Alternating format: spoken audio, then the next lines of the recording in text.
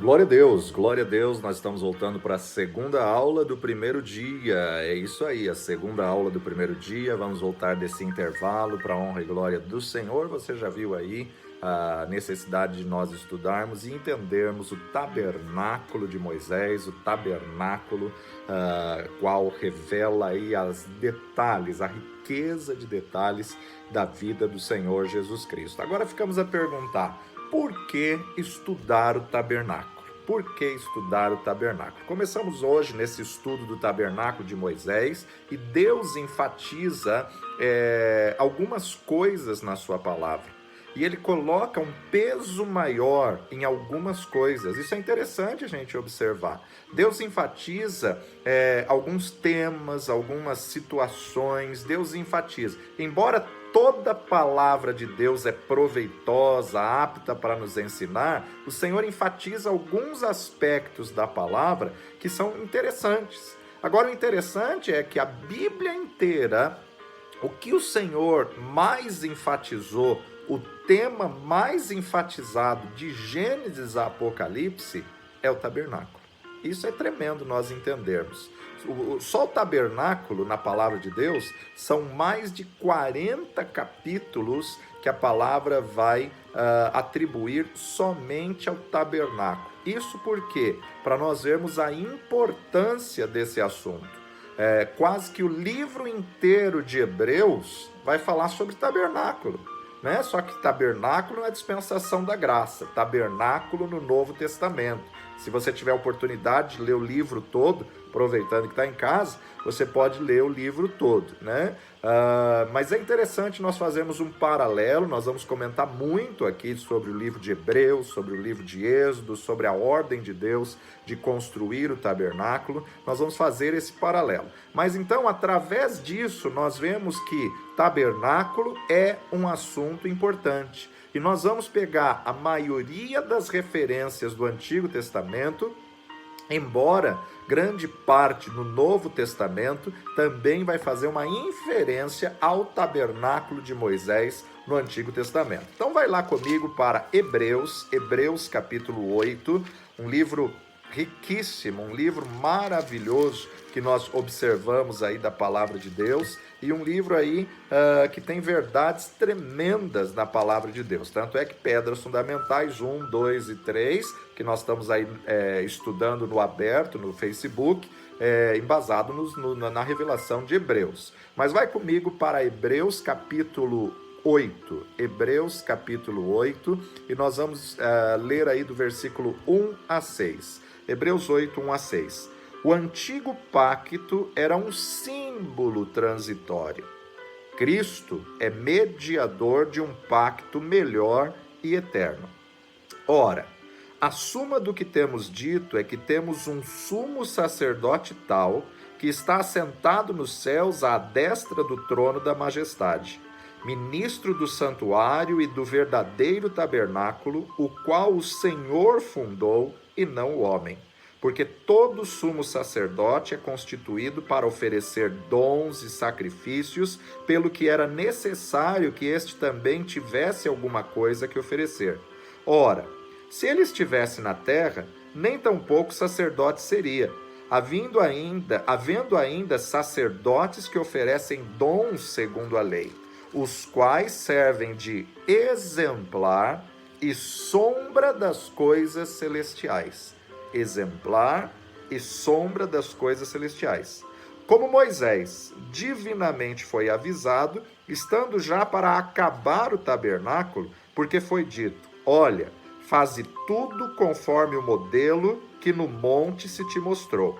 Mas agora alcançou ele ministério tanto mais excelente, quanto é mediador de um melhor concerto, que está confirmado em melhores promessas. Olha só que coisa tremenda. O texto está nos dizendo de exemplos, sombras e modelos, os quais servem de exemplar, sombra das coisas celestiais. Como Moisés divinamente foi avisado, estando já para acabar o tabernáculo, que foi dito: olha, faze tudo conforme o modelo que no monte se te mostrou. Faze tudo conforme o modelo que no monte se te mostrou. A palavra de Deus, Paulo nos diz na carta a Timóteo, 1 Timóteo, capítulo 2, verso 5, porque há um só Deus e um só mediador entre Deus e os homens, Jesus Cristo, homem. O mediador do Antigo Testamento, o mediador da Antiga Aliança, era Moisés. Por quê? Porque foi revelado a ele o plano de salvação, foi revelado a ele o tabernáculo, foi revelado a ele a lei. Então, o mediador do Antigo Testamento era Moisés. Mas hoje, na dispensação da graça, depois da morte e ressurreição de Jesus, ele é o único mediador entre Deus e os homens. Agora, nós temos que entender que no Antigo Testamento, no tabernáculo, era sombra. No Novo Testamento, em Cristo Jesus, é a realidade. No Antigo Testamento era figura. No Novo Testamento é a verdade. No Antigo Testamento tinha 10 mandamentos e 613 leis. Tinha a circuncisão, os sacrifícios, tinha sacerdotes, tinha levitas, tinham as festas obrigatórias, 7 festas e 3 eram obrigatórias, tinha 3 tipos de dízimos, tinha 5 tipos de oferta, havia os dias festivos, como o sábado, a lua nova, o Pentecostes, a trombeta, a expiação, a festa dos tabernáculos. Então, tudo isso aí, na verdade, era no Antigo Testamento. Agora, na nova aliança, na nova dispensação da nova aliança, tudo se resume em um só mandamento deixado pelo nosso Senhor Jesus Cristo. Amarás a teu próximo como a ti mesmo. Paulo vem e reitera em 2 mandamentos, né? Jesus dá 2 mandamentos e Paulo reitera em um só. Jesus fala, amar a Deus sobre todas as coisas e amar ao próximo como a ti mesmo. E Paulo reitera em um só mandamento, dizendo, quem diz que ama a Deus e não consegue amar ao próximo, como pode ser isso? Se você não consegue amar aquele a quem você vê, como você pode dizer que ama a Deus a quem você não vê? Então, Paulo ainda vai falar em Gálatas capítulo 5, verso 14. Vamos lá para Gálatas, capítulo 5, verso 14. Paulo vai nos dizer assim, e não rejeitastes e nem desprezastes isso que era uma tentação na minha carne. Antes me recebestes como um anjo. 5,14. Porque toda lei se cumpre numa só palavra: amarás ao teu próximo como a ti mesmo. Toda lei se cumpre em uma só palavra: amarás ao teu próximo como a ti mesmo. Tiago capítulo 2, verso 8. Epístola de Tiago, capítulo 2, verso 8.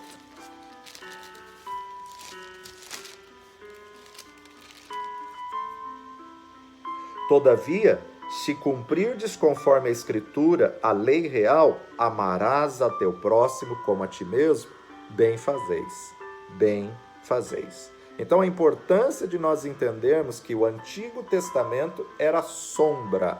Tudo que está escrito para nosso ensino está escrito. Antigo Testamento era sombra. Novo Testamento é a realidade. Nós temos aí uma verdade na mensagem do tabernáculo. Cada detalhe, cada peça, cada ambiente, átrio, lugar santo, santo dos santos, é uma riqueza muito grande para nós entendermos o que o Senhor quer falar conosco. Como que o Senhor ordenou a construção desse tabernáculo a Moisés? Vamos lá para Êxodo capítulo 24, e vamos ler aí. Nós precisaríamos ler o livro de Hebreus inteiro e precisaríamos ler aí todos os textos, os 40 capítulos que falam sobre o tabernáculo para entender a riqueza. Se sobrar tempo até o final dessa matéria, a gente faz a leitura aqui junto com você para você acompanhar. Mas olha só, vamos para o capítulo 24, aonde o Senhor vai ordenar a Moisés a construção do tabernáculo. E acompanha comigo a leitura aí na sua Bíblia, Êxodo capítulo 24. Deus manda Moisés e os anciãos subir o monte. 24:1. Depois disse a Moisés: sobe ao Senhor, tu e Arão, Nadab e Abiú, e 70 dos anciãos de Israel, e inclinai-vos de longe. E só Moisés se chegará ao Senhor, mas eles não se cheguem, e nem o povo suba com ele. Vindo, pois, Moisés e contando ao povo todas as palavras do Senhor e todos os estatutos, então o povo respondeu a uma voz e disseram: todas as palavras que o Senhor tem falado, faremos. E Moisés escreveu todas as palavras do Senhor e levantou-se pela manhã de madrugada e edificou um altar ao pé do monte e 12 monumentos, segundo as 12 tribos de Israel. E enviou certos jovens dos filhos de Israel, os quais ofereceram holocaustos e sacrificaram ao Senhor sacrifícios pacíficos de bezerros. E Moisés tomou a metade do sangue e a pôs em bacias, e a outra metade do sangue espargiu sobre o altar. E tomou o livro do concerto e o leu aos ouvidos do povo. E eles disseram: tudo o que o Senhor tem falado faremos e obedeceremos. Então tomou Moisés aquele sangue e o espargiu sobre o povo e disse: eis aqui o sangue do concerto que o Senhor tem feito convosco sobre todas estas palavras. E subiram Moisés e Arão, Nadab e Abiú e os 70 anciãos de Israel. E viram o Deus de Israel, e debaixo de seus pés havia como uma obra de pedra de safira e como o parecer do céu na sua claridade. Porém, ele não estendeu a sua mão sobre os escolhidos dos filhos de Israel.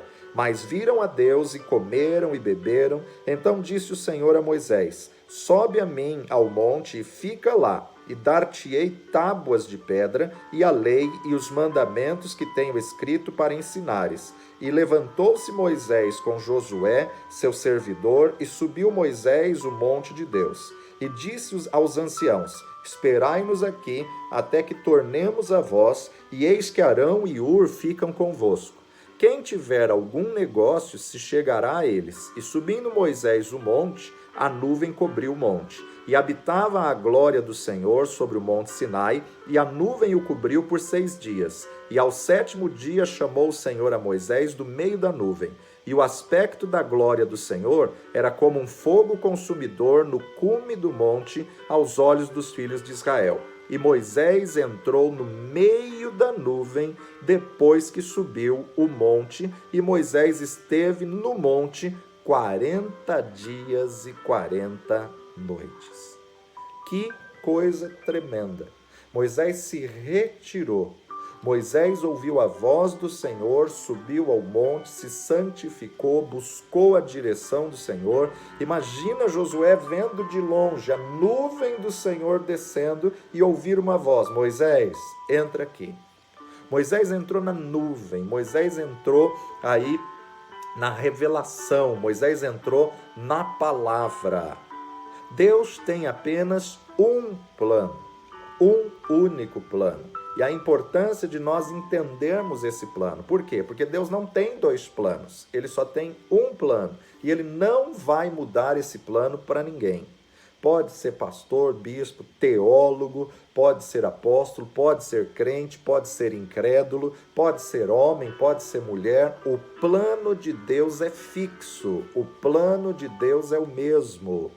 O salmista declarou no Salmo, vamos lá, Salmo 24, Salmo 24, veja só o que o salmista declara no Salmo 24. Do Senhor é a terra e a sua plenitude, o mundo e aqueles que nele habitam, porque ele afundou sobre os mares e afirmou sobre os rios. Quem subirá ao monte do Senhor, ou quem entrará no seu lugar santo? Aquele que é limpo de mãos e puro de coração, que não entrega sua alma à vaidade, nem jura enganosamente. Este receberá a bênção do Senhor e a justiça do Deus da sua salvação. Esta é a geração daqueles que buscam a tua face, ó Deus de Jacó. Levantai, ó portas, as vossas cabeças, levantai-vos, ó entradas eternas, e entrará o Rei da Glória. Quem é este Rei da Glória? O Senhor forte e poderoso, o Senhor poderoso na guerra. Levantai, ó portas, vossas cabeças, levantai-vos, ó entradas eternas, e entrará o Rei da Glória. Quem é este Rei da Glória? O Senhor dos exércitos, ele é o Rei da Glória. Quem entrará no monte do Senhor? Quem entrará no seu lugar santo? Deus tem um lugar separado para aquele que se santifica. Deus tem um lugar separado para aquele que é limpo de mão e puro de coração, para aquele que não entrega a sua alma aos prazeres da carne, à vaidade da carne, para aquele que não jura enganosamente. O salmista ainda declara: a tua palavra, Senhor, está estabelecida para sempre. O plano de Deus antes da fundação do mundo, ele não somente planejou, formalizou, mas ele concretizou esse plano. Deus não existe, Deus não tem plano B, plano 2. É a igreja que ele quer usar, é você que ele quer usar. Agora, o capítulo 24 de Êxodo, Deus está falando: sobe Moisés, sobe Arão, sobe Nadab, sobe Abiú, e com eles os 70 homens que eu separei. Só que eles vão adorar de longe. Só Moisés que se chegará até a minha presença. Só Moisés se chegará diante de mim. Interessante que no verso 18, Moisés entrou no meio da nuvem. E depois que subiu o monte, Moisés esteve no monte 40 dias e 40 noites. 40 dias em jejum, em consagração, 40 dias em relacionamento, em comunhão, em intimidade. Nota que a ordem de Deus aponta para a graça hoje, a salvação. Ou seja, salvação faz parte da ordem divina. Mas para a pessoa ser salva, ela tem que entender que, em primeiro lugar, que ela não pode salvar-se a si mesma. Ela não tem como se salvar. Por mais reta que ela seja moralmente, segundo o conceito dela, ela não tem salvação. Por quê? Porque ela nasceu da semente pecaminosa de Adão. Então, você tem que chegar a fim de si mesmo, que precisa de alguma coisa para se salvar, que necessita de alguém para você ser salvo. Agora, quando Adão pecou, Deus criou o mundo no capítulo 1, no capítulo 2 de Gênesis, Deus criou o homem no capítulo 3, vai vendo a ordem.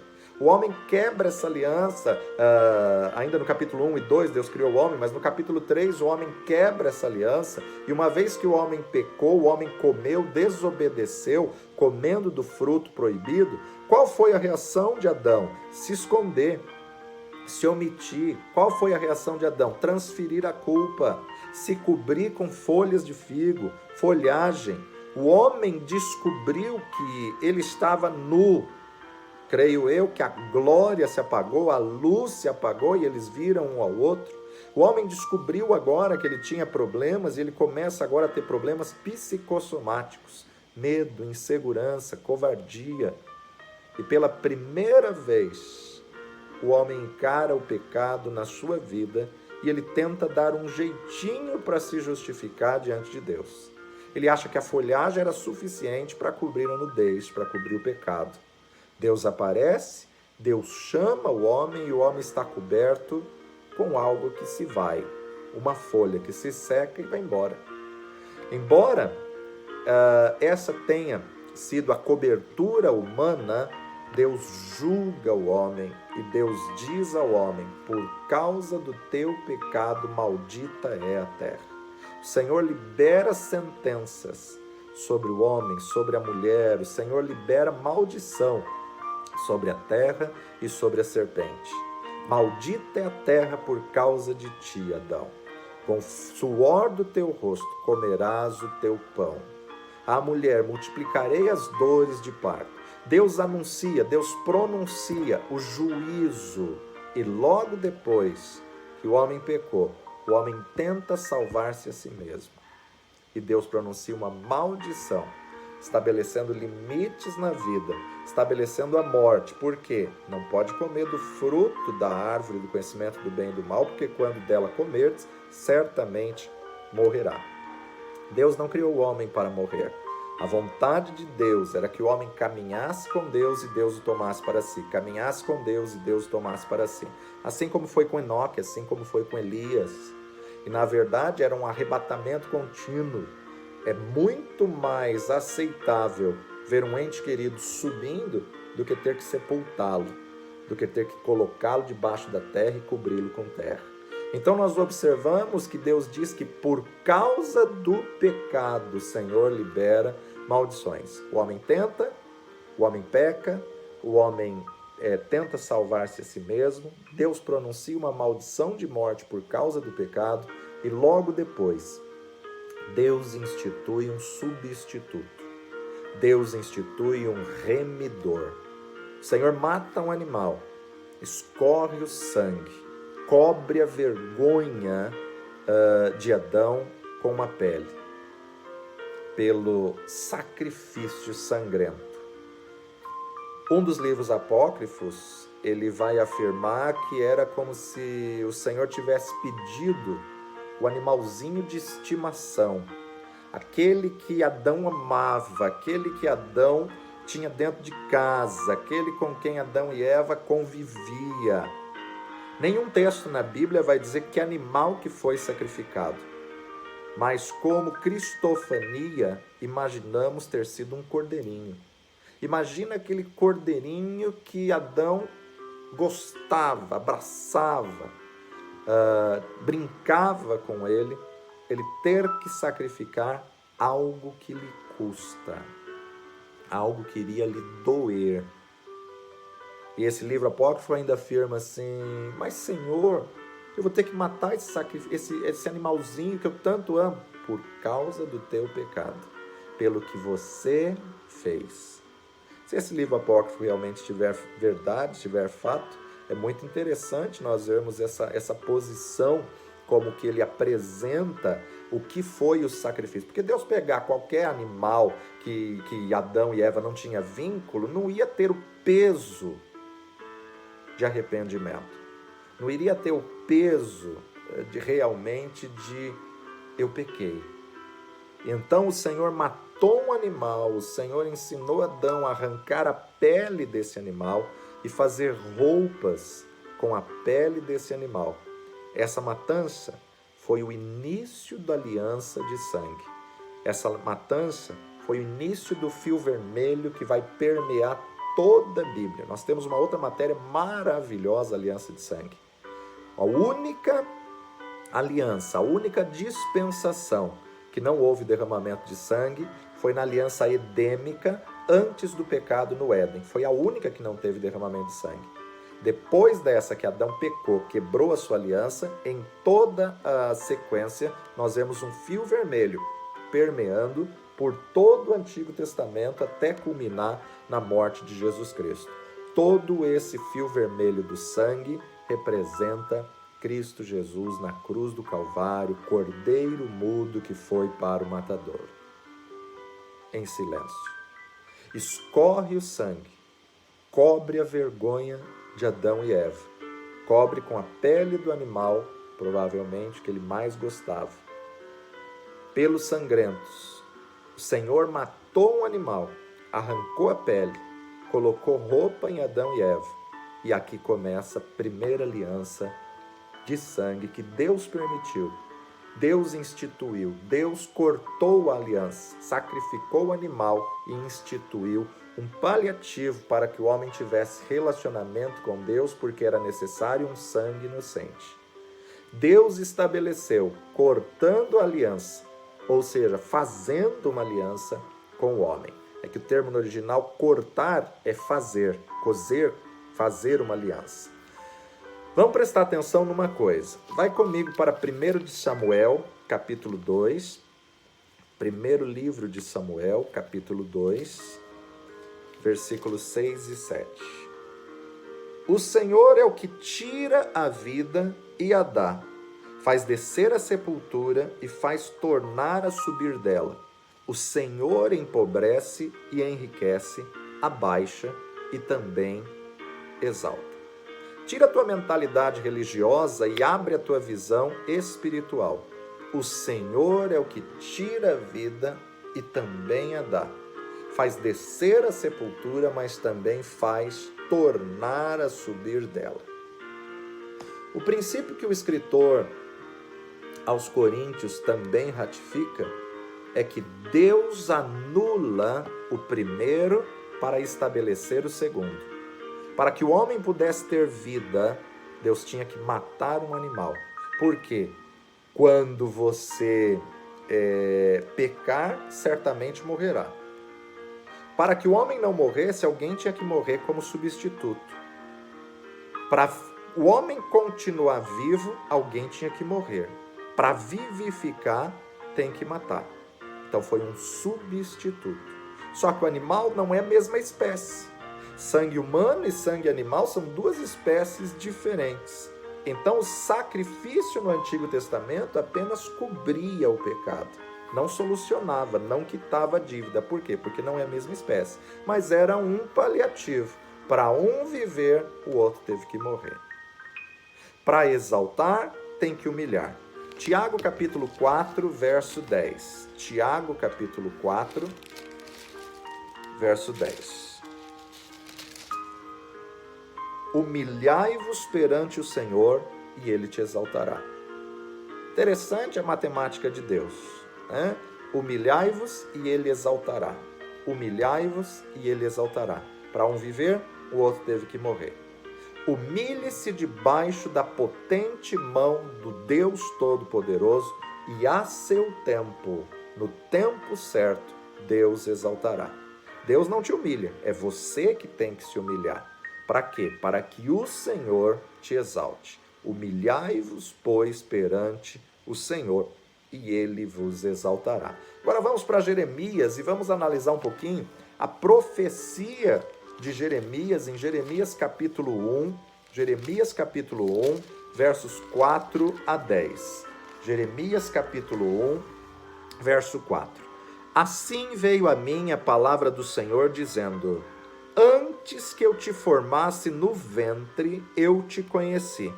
Antes que saístes da madre, te santifiquei, e às nações te dei por profeta. Então disse eu: Ah, Senhor Jeová, eis que não sei falar, porque sou uma criança. Mas o Senhor me disse: Não digas, eu sou uma criança, porque aonde quer que eu enviar, irás, e tudo quanto te mandar, dirás.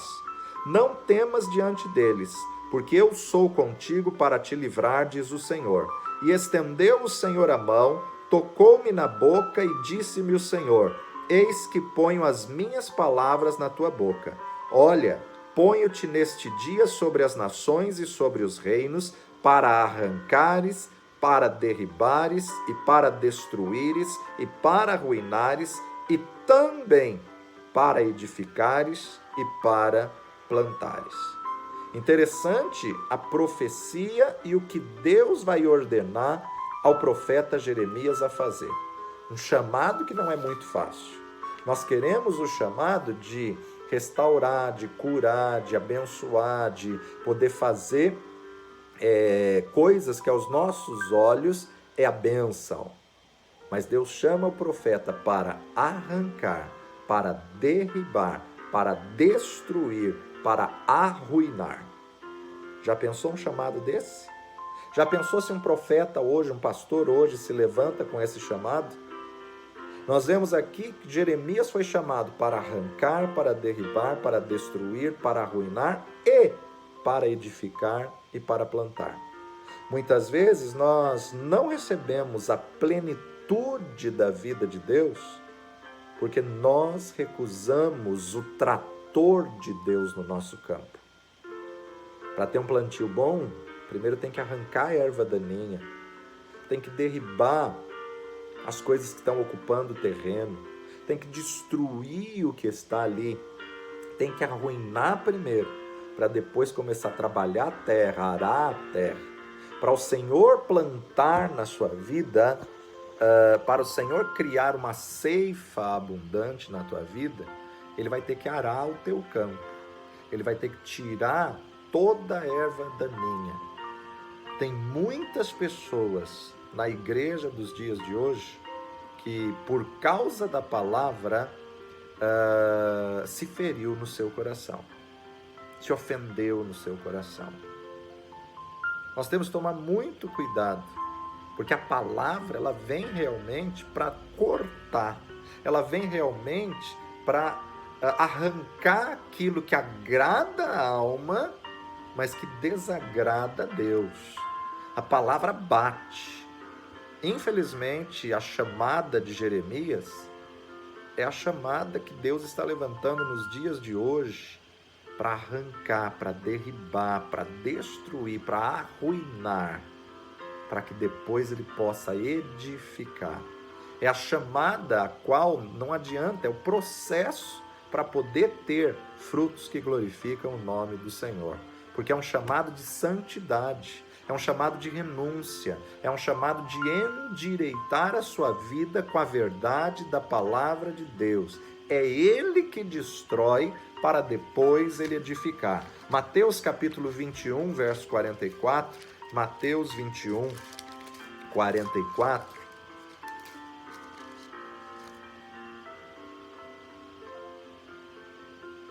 E quem cair sobre esta pedra, despedaçar-se-á, e aquele sobre quem ela cair, ficará reduzido ao pó. Não tem jeito. Se você se lançar sobre a pedra, você vai se despedaçar, mas se ela cair sobre si, você vai ficar reduzido ao pó. Ou uma coisa ou outra. As duas coisas, ou vai te despedaçar, ou vai te reduzir ao pó. O próprio Senhor diz, porque eu sei pensamento que tenho de vós, pensamento de paz e não de mal. Quando Deus faz alguma coisa, Ele faz para teu benefício. Quando Deus permite alguma coisa, Ele permite para crescimento. Então aqui nós observamos que a ordenança do Senhor: caia sobre a pedra, caia sobre a rocha, porque aquele que cair sobre essa pedra será despedaçado, mas sobre aquele a quem essa rocha cair, vai ficar reduzido ao pó. Então nós temos uma opção: ou nos lançarmos sobre Cristo, nos lançarmos sobre a rocha e sermos despedaçados e depois Ele nos conserta, do que deixar pedra cair sobre nós e nós sermos reduzidos ao pó.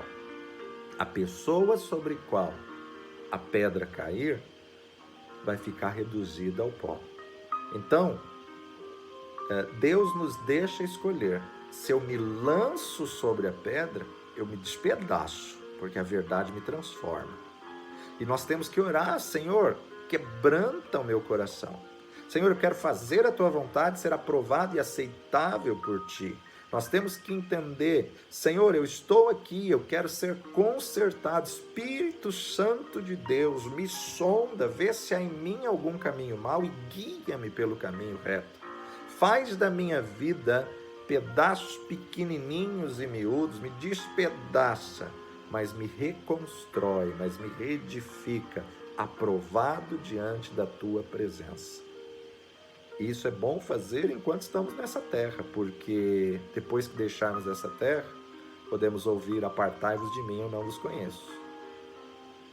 Então temos que deixar o Senhor trabalhar em nós enquanto ainda temos uma chance, enquanto ainda há tempo. Eu sei que o alvo principal do Senhor não é destruir as nossas vidas. Eu sei que o alvo principal do Senhor é nos fazer aprovados diante dele. Então, na verdade, o Senhor, quando você se lança sobre a rocha, você se despedaça, Ele pega cada pedacinho, Ele pega cada partícula que sobrou e Ele vai renovar. Cada pedaço que tem uma contaminação carnal, Ele vai purificar, Ele vai queimar no fogo. E aí então eu pego todos esses pedaços e levo de volta a Jesus. Ele limpa, Ele junta novamente, Ele forma uma nova criatura, verdadeiramente, que se manifeste não só no interior, mas no exterior. Esse processo se chama santificação. Morte é separado de Deus, mas santificado é separado para Deus. Santidade é separado para Deus, e a santificação é um processo. Ele me santifica. Ele me coloca ao lado no serviço dele quando ele me salva. Você já viu um carro de uma empresa ou mesmo de um governo ou da prefeitura que está adesivado ou na placa uso exclusivo da empresa tal, uso exclusivo do governo, uso exclusivo da prefeitura? E muitas vezes quando você olha dentro dele, você vê o motorista com a esposa, os filhos atrás, cheio de compras, cheio de coisas. Peraí, não era exclusivo da prefeitura? Quando a plotagem, o adesivo está escrito uso exclusivo, significa que aquele carro foi separado para serviços da prefeitura. Significa que aquele carro foi santificado para a prefeitura. Assim como nós, quando nós nascemos de novo, recebemos Jesus como Senhor e Salvador das nossas vidas, Deus nos santifica para uso exclusivo dele. Agora, nós temos velhos hábitos, nós temos costumes, nós temos crenças, nós temos tradições. Então ele precisa trabalhar em nós. Agora nós podemos até chegar aos céus com toda essa bagagem, porque a misericórdia do Senhor foi estendida até nós. E para a eternidade eu vou ter uma vida abundante. Mas ele não quer uma vida abundante só depois da morte. Ele quer que você tenha uma vida abundante a partir dessa terra. Ele quer que você tenha uma vida abundante a partir da tua vida hoje. Mas uma vida abundante, você tem que renunciar às coisas da carne. Por isso que nós devemos nos jogar sobre esta pedra, nos lançar sobre esta pedra, para ser despedaçados pelo Senhor. Agora, o que está acontecendo é exatamente isso. Você se lançou sobre esta pedra e essa pedra te fez em pedacinhos. Mas é melhor do que a morte eterna. Morte separado de Deus, mas santificação separado para Deus. Agora, com essa explicação, nós vamos nos lançar sobre o tabernáculo. Nós vamos nos jogar sobre a rocha que é Cristo. 40 capítulos bíblicos falando sobre o tabernáculo. E achamos essa mesma ordem, dos capítulos 19 até 40 de Êxodo. De 19 a 40. Êxodo, é interessante a maneira como Deus fala aqui no livro de Êxodo. Dos capítulos 25 ao 31, Deus dá o padrão, Deus dá o modelo do tabernáculo. Aí ele pula alguns capítulos e do 35 ao 40, ele vai falar da construção. Cria aí essa tabelinha, olha. Do 25 ao 31, Deus dá o padrão, o modelo, como ele quer o tabernáculo. Dos capítulos 25 a 40, ele vai falar sobre a construção. Mas aí voltando, dos capítulos 32 a 34, Deus coloca um relato nesses 32 a 40. Ou seja, uma história. Ele abre um parênteses e ele coloca o relato dos 10 mandamentos de 32 a 34. 32 a 34. E do pecado de Israel perante o bezerro de ouro. Deus manda Moisés subir lá em cima. Moisés recebe a lei. E na descida, ele sabe que na tábua da lei está: não farás para ti imagem de escultura. O povo ainda não sabia disso, mas ele está com o mandamento na mão. Ele está com a lei na mão, os 10 mandamentos. Josué estava na metade do monte, esperando Moisés no meio do caminho. E Moisés fala: que barulho é esse que eu ouço? Que festa é essa que eu ouço? Parece que tem gritos de guerra. Seguem esse barulho, esse ruído, e acham Israel quebrando a lei que está ali nas mãos de Moisés. Antes de Deus dar a lei, eles não sabiam. Agora, Moisés acha homens quebrando a lei. E assim, até os dias de hoje, é na humanidade. Lembra-se que nós falamos de Adão? É a mesma mentalidade, querendo se achegar a Deus por subterfúgios, querendo se achegar a Deus com folhas, com bezerro de ouro. Nós temos a mentalidade de nos salvar, achamos que o nosso modelo hoje é melhor, achamos que o nosso padrão hoje é melhor, que a nossa construção hoje é melhor, que a nossa edificação é boa para Deus, mas não é. Deus tem um único plano, um único padrão, e é isso que Deus estava mostrando a Israel. E o interessante que eu olho nisso é que Moisés quebra as tábuas da lei por amar ao povo. O povo não tinha conhecimento, então eles perecem por falta de conhecimento, porque se eles lessem ali, não farás para ti imagem de escultura, então Moisés, na verdade, por amar ao povo, quebrou ali as tábuas da lei. Em Êxodo capítulo 19, do 19 ao 24, Deus dá a lei para Moisés, e essa lei foi dada. Deus deu essa lei, sabendo que o povo de Israel não tinha capacidade de cumpri-la.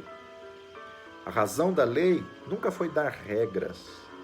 Deus estava querendo ensinar o povo de Israel a estabelecer limites. Deus estava querendo educar ao povo de Israel, porque sabia que eles não eram capazes de cumprir aquelas leis, aqueles mandamentos. Desde o início, o plano de Deus sempre foi graça. Pela lei ninguém se salva. E a graça só através da cruz. Segunda pessoa da Trindade, o Filho de Deus viria a essa terra, morrer em nosso lugar para que nós tivéssemos vida. A vontade de Deus, o plano de Deus era a graça, e a graça somente através da cruz é que ele consegue implantar o seu plano. Ele quer que o homem tenha relacionamento, ele quer que o homem tenha comunhão. O tabernáculo de Moisés aponta para relacionamento. O homem com relacionamento com Deus. Deus sabia que Israel não iria conseguir cumprir. Por isso que desde o início o seu plano é a graça. Ele quer o homem reinando sobre o reino de Deus, sobre o reinado de Deus. Por isso que ele é rei dos reis. A importância de nós entendermos que isso sempre foi o reino de Deus. O homem cai, quebra a aliança, e agora Deus está lidando não somente mais com Adão e Eva só, mas Deus está lidando com uma nação, a nação que ele escolheu e separou para si, o povo de Israel. E a lei foi dada para ensinar a Israel a se aproximar de Deus, a procurar a Deus. Vamos para mais um intervalo e daqui a pouquinho eu volto com a terceira parte da nossa primeira aula. Deus abençoe, persevera, permanece firmado, porque essa revelação do tabernáculo é tremenda. Deus te abençoe, daqui a pouco estamos de volta.